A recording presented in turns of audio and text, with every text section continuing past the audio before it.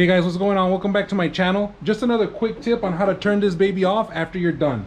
When you're going to finish with your griddle, you do not want to just turn it off from here, because there's going to be some pressure left on this hose right here if you're using this attachment.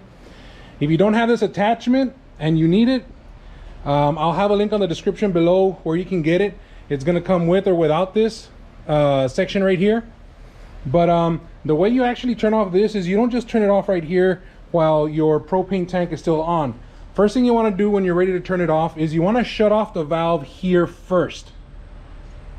Reason being is that there's some built up pressure on your hose right here.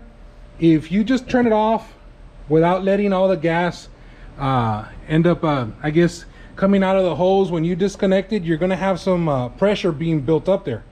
So just another safe little bit of a safety tip there.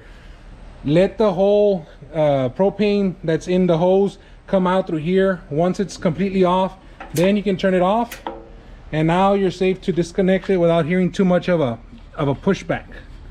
See, there's nothing trapped in there. All right guys, if you have any questions or comments, please don't forget to leave them down below. But once again, this has been the Smoking Beard. Thank you for watching, and please don't forget to like and subscribe.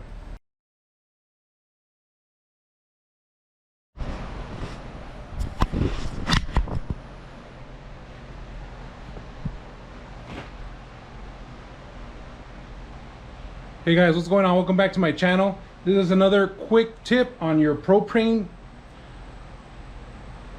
Hey guys, welcome back to my channel. This is just another quick tip on how to turn off or properly turn off your propane griddle.